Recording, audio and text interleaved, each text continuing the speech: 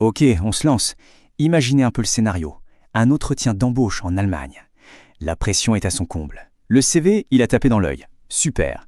Mais le plus dur reste à faire. Parce que ce n'est pas juste un test de compétences, non, c'est bien plus que ça. C'est un test de compatibilité culturelle et surtout d'ambition. En général, on se prépare pour les questions classiques, n'est-ce pas? Mais qu'est-ce qui se passe quand le recruteur pose une question qui a l'air toute simple, mais qui est en fait un test bien plus profond? Bienvenue dans le monde des questions pièges. Celles qui sont là pour révéler ce qu'on a vraiment en tête. Alors, pour s'y retrouver, voilà le plan. D'abord, on va décoder ce que les recruteurs cherchent vraiment. Ensuite, on se penchera sur 2 questions pièges super courantes. Et pour finir, on verra la stratégie gagnante pour retourner la situation à son avantage. Allez, on attaque le cœur du sujet. Faut bien comprendre un truc. Ces questions, elles ne sont pas là juste pour le plaisir de déstabiliser. Pas du tout. C'est un véritable outil pour le recruteur. C'est sa façon de sonder tout ce qui n'est pas écrit noir sur blanc sur le CV, la vraie motivation, la loyauté potentielle, la vision à long terme. Alors là voilà, la première. En apparence, c'est une question toute bête sur la durée. Mais attention, il ne faut pas tomber dans le panneau. En réalité, le recruteur se demande si investir sur un nouveau talent, ça va être rentable. C'est une question qui porte en fait sur l'engagement. Et hop, la deuxième, celle-là elle est très fréquente, surtout pour les candidats qui viennent de l'étranger. La question ne porte pas sur la capacité à faire ses valises, non. Elle cherche à savoir si le projet est solide. Est-ce que c'est juste une petite aventure ou est-ce qu'il y a un vrai plan de carrière et de vie derrière tout ça? Bon, revenons à notre première question. On va la décortiquer. Le recruteur, lui, a un but bien précis en tête. Il veut sonder les ambitions cachées derrière la candidature. Ce qu'il cherche, c'est un signe de stabilité, une preuve qu'on a une vision commune pour l'avenir. Et avant de trouver la bonne réponse, c'est toujours hyper intéressant de regarder ce qu'il ne faut surtout, mais alors surtout pas dire. C'est souvent là, dans ces réponses un peu à côté de la plaque, qu'on trahit sans le vouloir un manque de préparation ou de motivation. Regardons ça de plus près. C'est assez fascinant de voir ce qu'une simple phrase peut révéler. Si on répond « aussi longtemps que vous voudrez de moi », ça sonne un peu soumis, non? Ça crie le manque de confiance. « Aussi longtemps que ça me plaira ». Là, on passe pour quelqu'un d'instable.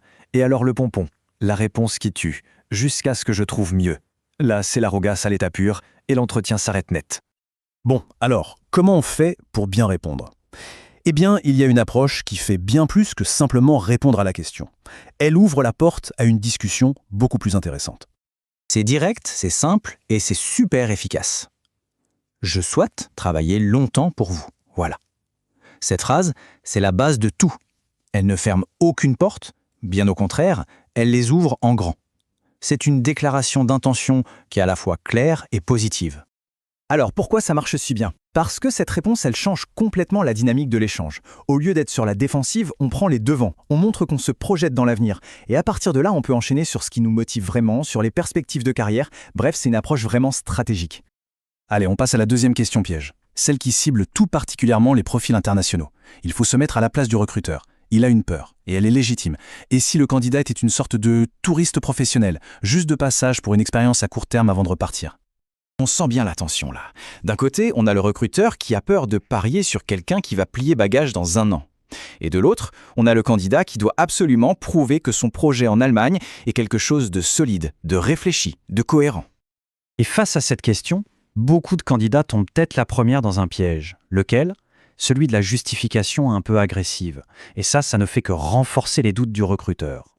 Cette réponse, c'est vraiment le mauvais réflexe. Ça sonne rigide, presque conflictuel. Au lieu de rassurer, ça met tout le monde sur la défensive. Et surtout, ça empêche de parler des vraies motivations. Au final, on ne répond pas à la question essentielle « Pourquoi ici et pourquoi maintenant ?»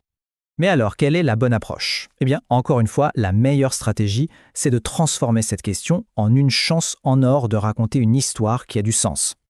Voilà la phrase clé qui change tout. Je souhaite, pour plusieurs raisons, intensifier ma relation avec l'Allemagne. C'est une porte d'entrée. Elle est puissante parce qu'elle est personnelle et qu'elle invite à la discussion. Elle sous-entend qu'il y a une histoire à raconter, une motivation qui va au-delà du simple CV. Et c'est exactement ça la stratégie. Cette réponse, elle ouvre la voie pour parler de choses plus personnelles, peut-être à un conjoint, un amour pour la culture ou le désir de vraiment maîtriser la langue. Ce sont des ancrages beaucoup plus forts qu'un simple intérêt professionnel. Ça montre que le projet est global. Bon, il est temps de rassembler toutes les pièces du puzzle. Pour vraiment réussir son entretien, l'idée n'est pas d'apprendre des réponses par cœur. Non, le but, c'est de comprendre la philosophie qui se cache derrière ces questions. Le fil conducteur, le principe de base de toutes les bonnes réponses, c'est ça. Montrer son intérêt à long terme. Il faut arriver à convaincre le recruteur que cette embauche, ce n'est pas juste un petit contrat, mais bien le début d'une collaboration où tout le monde est gagnant. Alors concrètement, la stratégie maîtresse se déroule en 3 étapes. Primo, on montre qu'on est en phase avec les valeurs de l'entreprise. Ça veut dire qu'on a fait ses devoirs. Secondo, on explique comment ce poste s'intègre parfaitement dans son parcours de carrière. Et tertio, on prouve que son intérêt est authentique en citant des détails concrets. C'est la preuve ultime d'une vraie motivation. Finalement, tout est une question de perspective. Une question piège, ce n'est pas un obstacle mis là pour faire trébucher. C'est en fait une rampe de lancement pour permettre aux meilleurs candidats de se démarquer. C'est l'occasion de montrer pas seulement ce qu'on sait faire, mais aussi qui on est. La vraie question, c'est donc, est-on prêt à saisir cette opportunité ?